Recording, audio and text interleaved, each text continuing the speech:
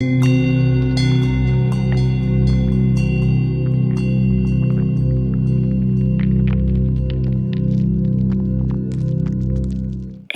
and welcome back to this tutorial series about my 432 Hz Chakra Bowls and Drones template.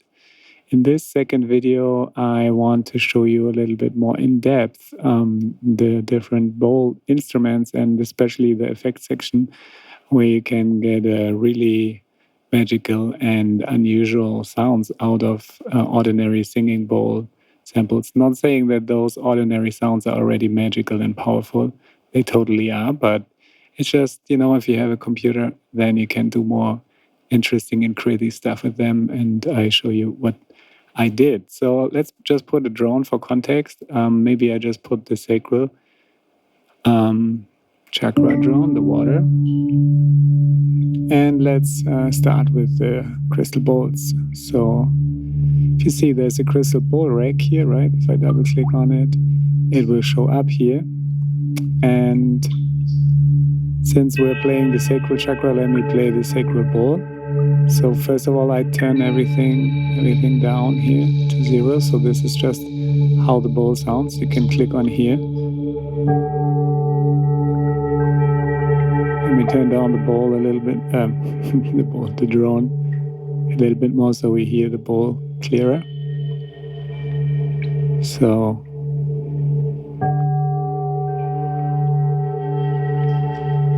maybe we can bring that up a little bit. Is there a utility here? Yes. So for now, I just put the gain up to 0 here on the utility. That means we have 6 decibels more. And let me play again. So if you listen really closely, one thing that you would already notice is whenever you re-trigger, sometimes the bowl sounds a little brighter, sometimes a little darker. And that's very subtle. But this has to do with the filter automation, and I just wanted to mimic, since that is only one sample, but I wanted it to sound a little bit different each time you hit it, like you would hit a real bowl. That always sounds a little bit different because you never hit it in the same time, right? So that's the first thing. Maybe I turn off the drone by now by muting it, and let's listen again to the bowl. Like maybe you close your eyes, and I suggest you have headphones because then you hear the differences more clearly. And just listen to the brightness.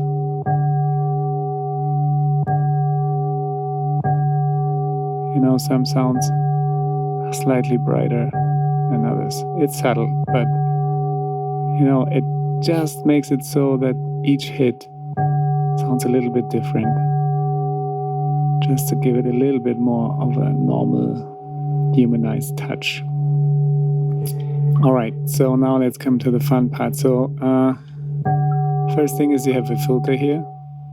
You can make the sounds thinner if you find, oh wow, the low end is a bit too heavy, or you just want to use it as a kind of a fade out effect. If you increase the echo, for instance, which is the second effect, it's a delay effect. So if I put the echo, right,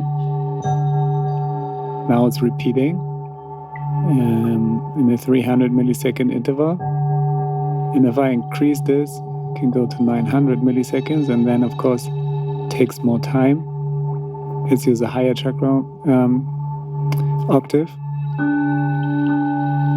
Right now you hear it's actually repeating with an interval of 900 milliseconds. Right? And you can turn it off again. Then it's not repeating. And here you can have the intensity of the blend between the affected signal and the dry signal. So the more echo you want to hear, obviously you just increase it, and then you hear more repetitions.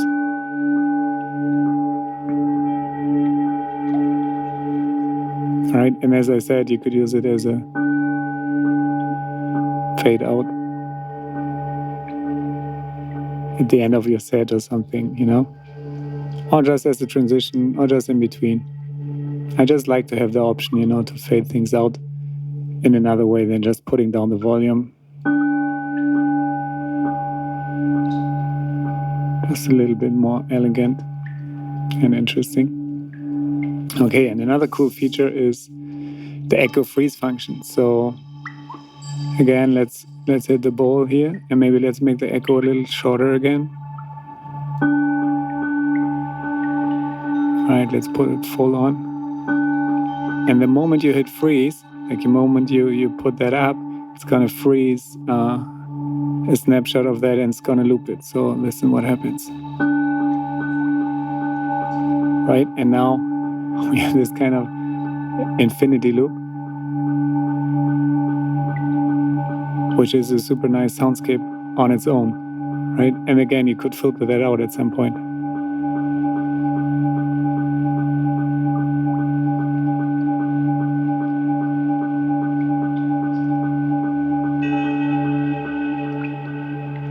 And dial it back slowly, and then it will get into nothingness again.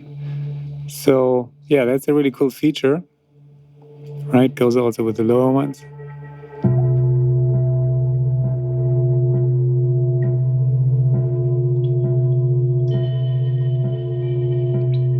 So yeah, if you like this kind of texture or this kind of drone, you can have it. I thought it's a nice feature. Actually, it becomes really more nice even if we combine it with the second section here. So now it gets really funky and magical. So here's a granular engine, a granular delay, and what that is doing is basically, so let's increase the granular echo time.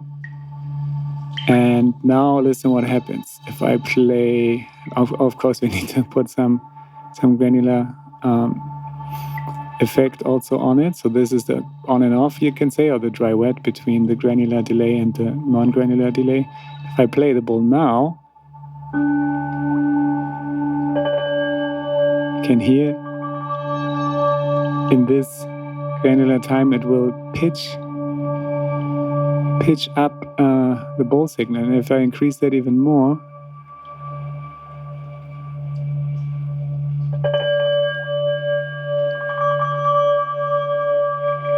right? How cool is that? And you can shorten the time, right? Then it's going quicker.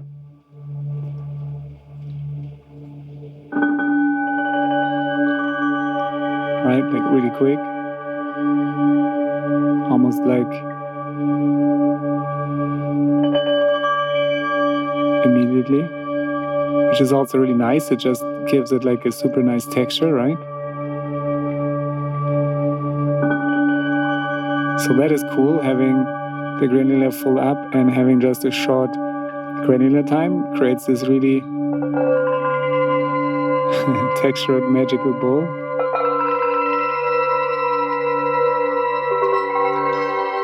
Right? And you make it also super long, and then it takes like a long time.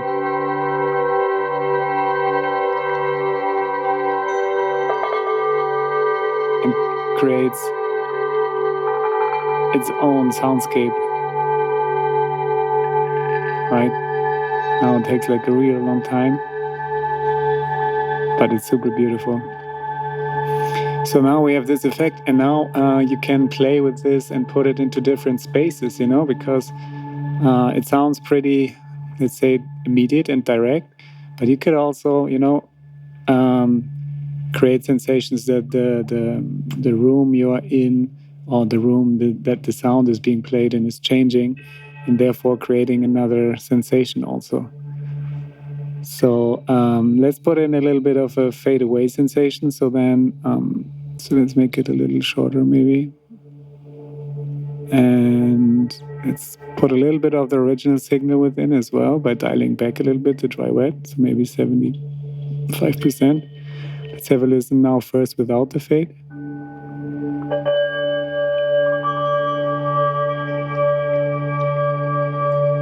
Right, and if you put on the fade, you create the sensation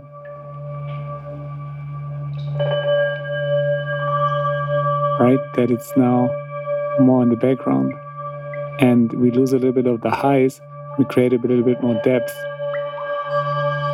Which I really like. It's like the subtlety.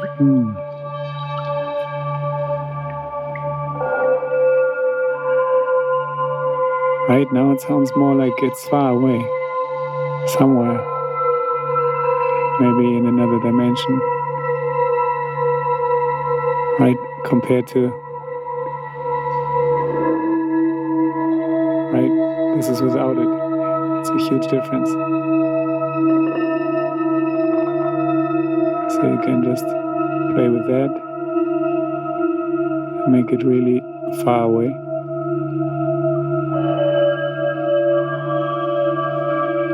It sounds a bit more mysterious, right?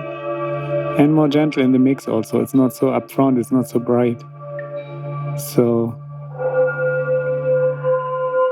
people can get deeper into their journey, right? You become more subtle and more mysterious. So that's awesome. And then there's another one on infinity. It's another space. So let's try this one.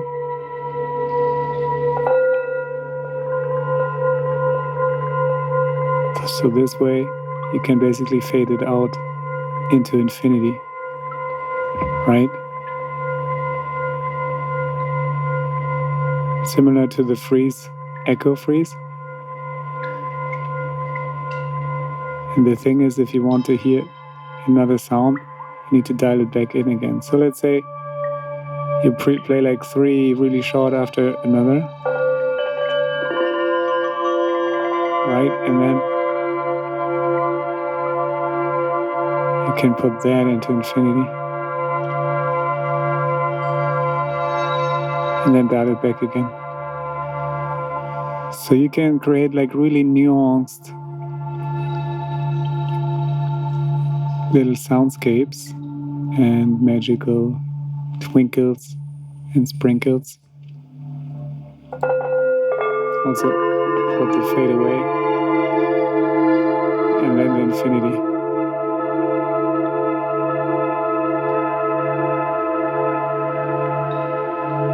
Right, and you can play like this like forever.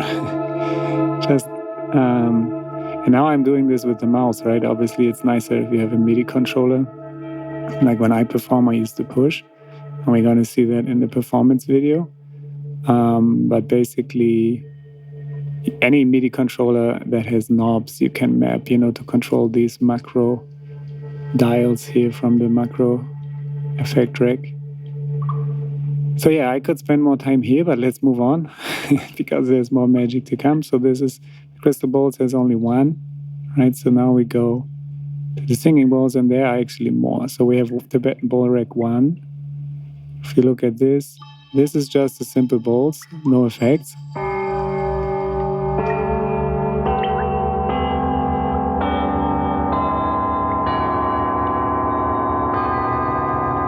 Two octaves, so different size of bowls.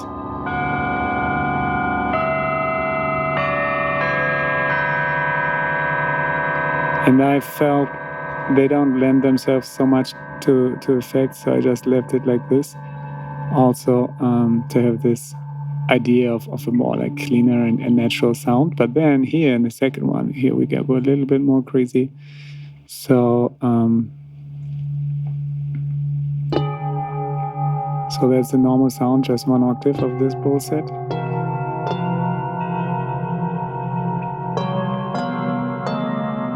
So we can do echo again, a normal delay effect. Right.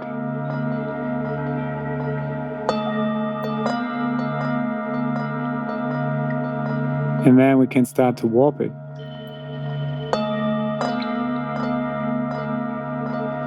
And now it gets more. Let's turn off the echo so you can hear it more. It gets watery now. It's almost melting. And let's turn that off. Turn that up again as well. So there's no utility. I'll just put a utility on here to make it louder, all of them. So hear how it's sounding more watery now, right, as compared to the clean sound. So it does make it a little bit more psychedelic, a little watery. And then you can also animate it.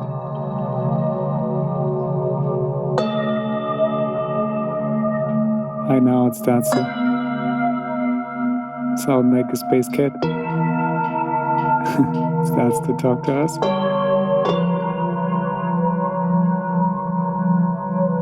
Right?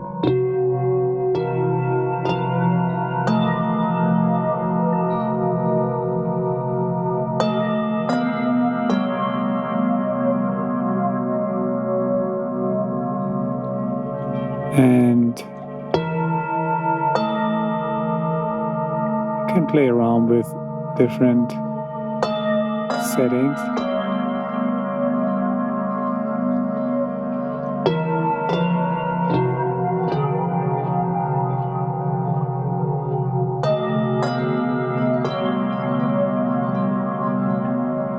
Right, so here's not so many dials, but still you can get a lot of variety out of it.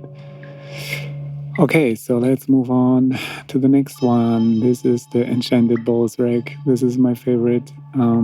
Again, 2 octaves here. And let's dial everything back first. The magic, crystals, dimmer, diffuse, space. Okay, so first let's listen to the clean sound. Right, those bowls are more gentle. Let's put a utility on here as well, just to make it a little louder. You can hear better. Sounds really nice on its own already. Pretty enchanted already, right? And this is because I took off the attack, you know, so you don't hear the hit of the mallet. It's very gentle. So, okay, but now let's bring in some magic, right? So if you increase the magic dial, nothing happens yet. But if you increase the crystals, then you hear all of a sudden all those textures start to appear, right? And it sounds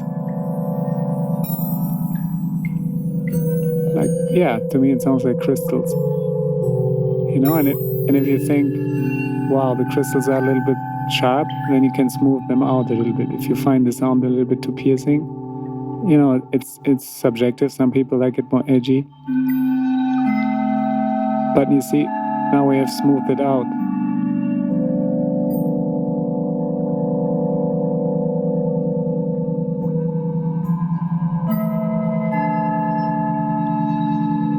Right? Here's the edge again. A little smooth.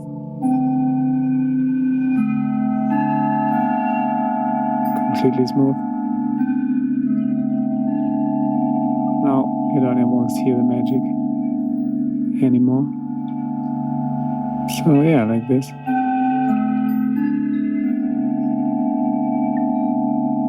And then you also have the dimmer, which again puts it into another space.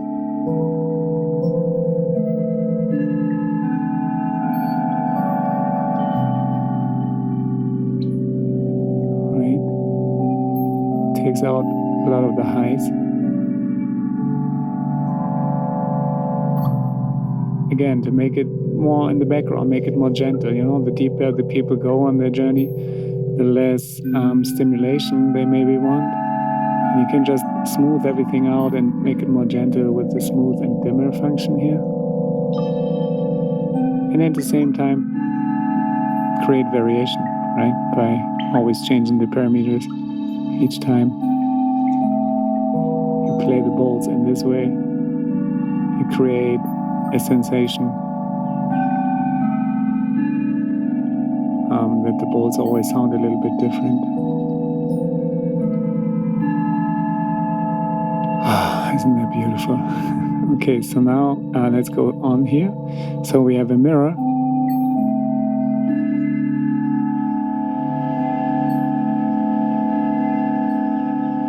Right, so now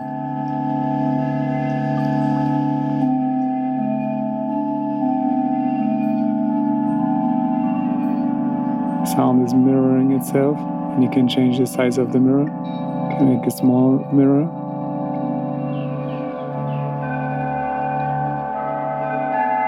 Right?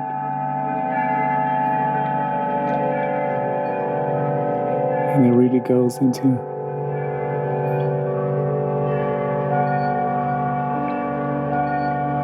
another dimension almost. You can make it really large so you get a larger reflection.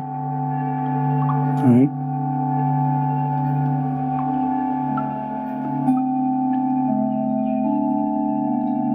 So now the reflection is really large.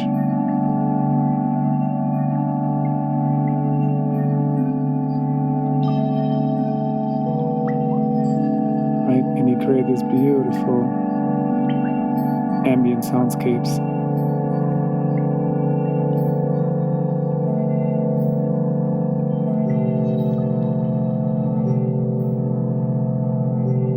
Right, and then let's turn off the mirror again. And again, we have two different spaces here to play with.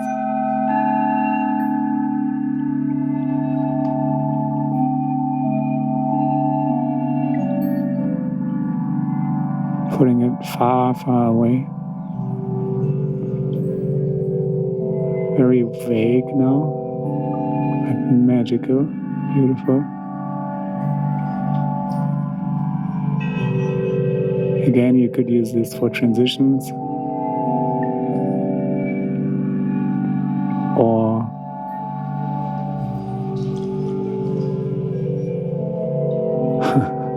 just, get lost in it. So there's one space, and then there's the diffuser, which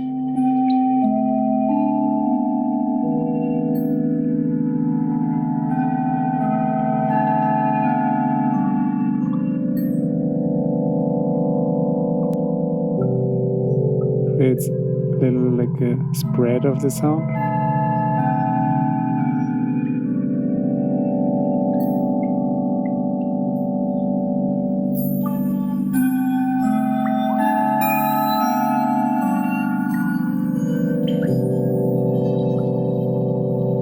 Right? A little smooth.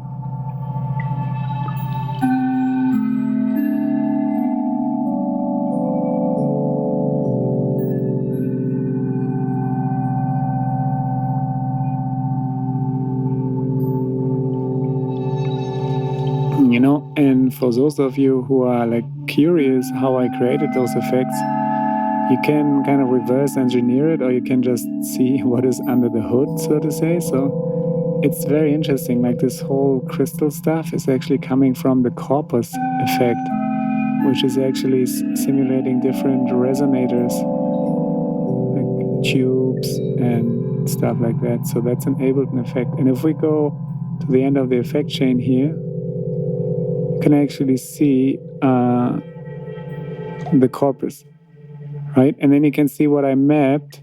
So the dry wet is mapped to macro 1, right? And macro 1 is the magic knob here. Okay. So this is, the magic is the dry wet of the corpus. Right, if I dial this all the way back, you can see the dry wet is at 0. And then you can look for where's the green dot. You see there's a small green dot, and here's a small green dot, and here's a small green dot. And here is a dot, and here's a dot. So the inharmonics is macro 3, which is the dimmer. So we're changing the way that the resonator is behaving. And then the hit, this is smoothing it out. So this, you could say, like, this is how the material is being resonated. And this is macro 4, which in this case is the dimmer, right? So, yeah. this is a way that if you want to find out how I created those effects, you can do that for all the effects racks. You just go to the end of the chain, and then you check where's the green dot, and then you look here, down here in this text box, it's showing you the name. So this says it's mapped to macro 1. And then let's see what we have here. For instance, in the reverb, this is mapped to macro 8. So this is the diffuser, I think.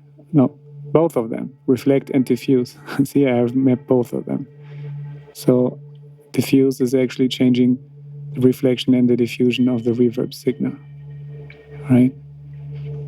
But I don't want to get too technical here. It's also maybe taking away some of the magic and mystery. So if you're not interested, don't bother. Just close that everything here on this one. You can just focus on the magic and you don't need to see what's inside. Oh, actually, you're using the bolts and losing them. So you need to click here. Okay, awesome. So I think that's it with the instruments, right? Yeah. Amazing. So yeah, in the next video, as I said, I will show you how to perform with that. So thank you for watching. I hope you enjoy this template. There's a link in the description on how to get it. And then I see you in the next video. Bye-bye.